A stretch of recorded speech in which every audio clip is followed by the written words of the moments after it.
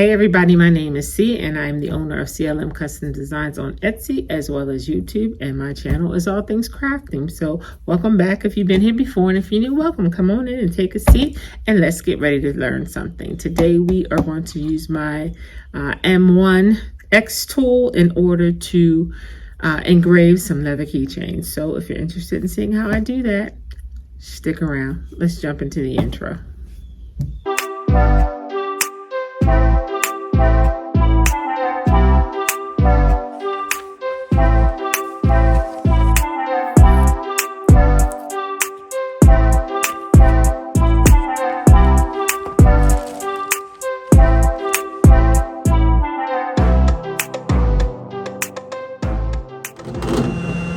Okay, I'm going to do some engraving with my X Tool M1.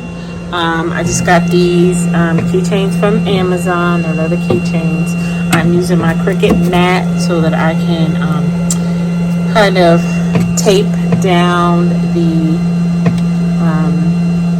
keychains to the mat. You probably don't need to do that, but I do that as well because I have had some oopses where the laser has engraved on something else. So this way, if it gets jacked up, it's only on my mat. But not to mention too that I like to use this because it has lines, and I can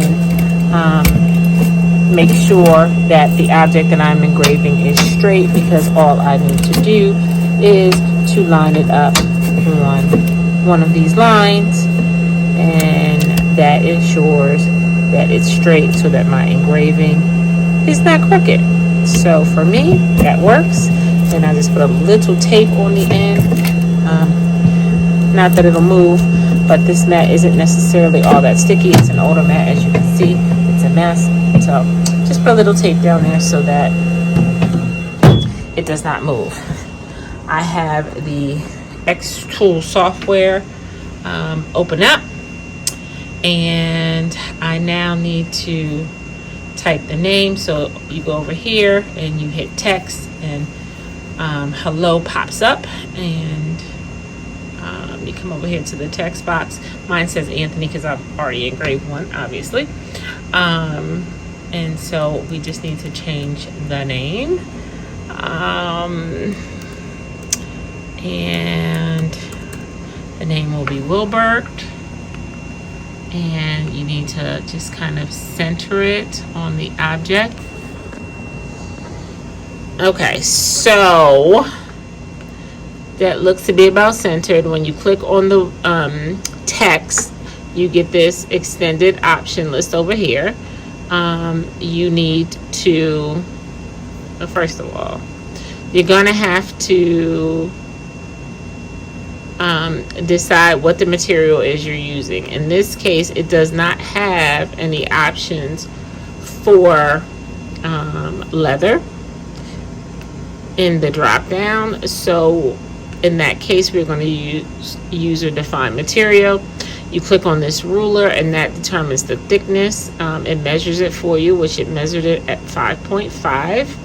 I'm not using any risers. So that's all we have to do here. We click on our text, and this part pops out. This gives you an option if you want to make it bold, if you want to change the font, the size, if you want to center it, whatever else. But here are the processes that you can do, which is score, engrave, or cut. Make sure you have engrave, because that is what we are doing. And power is 60, speed is 80. We're going to do one pass. That has worked for me because I've already done one. What we are going to do though is framing, because what framing does, it shows us the area in which it is going to engrave. So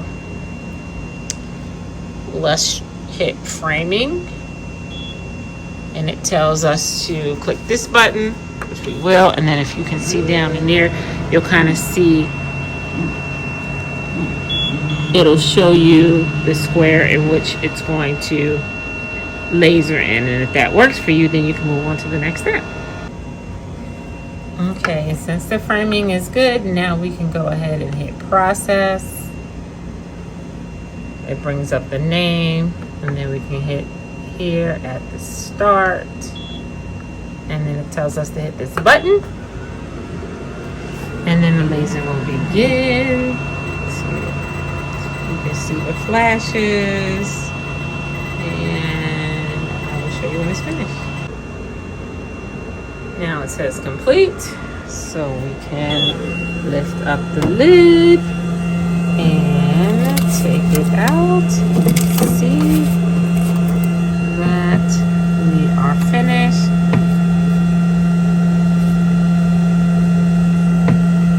And we can move on to the next one. Okay, we have moved on to now these keychains, which are in no way as thick as the other ones. So we're gonna have to change some settings on these. Now, we still did kind of tape it down on the line the same way we did before, so that part hasn't changed. But we do need to come back over here and do a thickness check. Now remember, the last one was 5.5. We're gonna see what this one comes in as. So this one says 8.1, a little bit thicker. Okay. The power, speed are all going to change, or excuse me, not change, stay the same.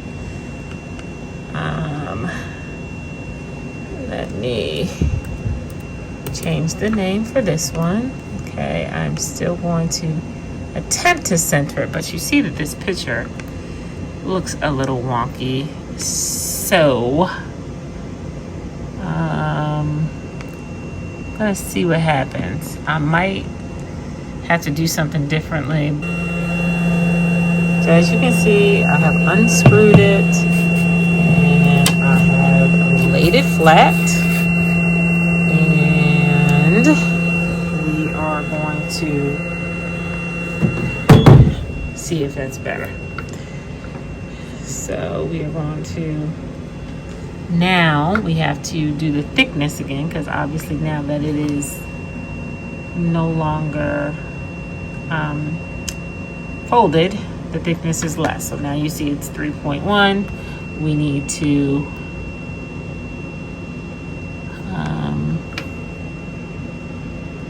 now resize it. You still know we kind of want it in that same general area. Let's do a framing. Make sure it's good where we want it, which I think it is. So now we are going to go ahead and go for it. We're going to process it. We are going to start and let her rip and see what happens. Okay, it says complete. Let's see what we got.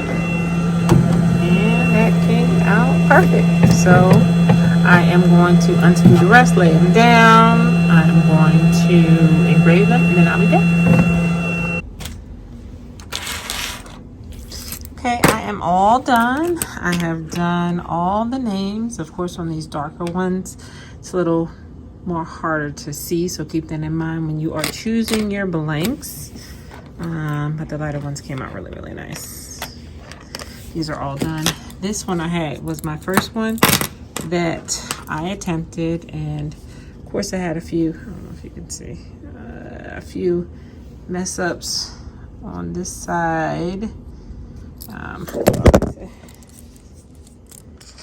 So it's gonna be easier to see. So I had a few mess ups with my placements on this side.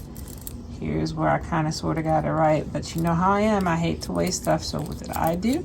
I turned it inside out, and now it is usable. Sure, there's some marks here, but you could always go over that with black or something, but I think, you know, if it was a free gift for someone, they wouldn't care. So anyway, let's wrap this up.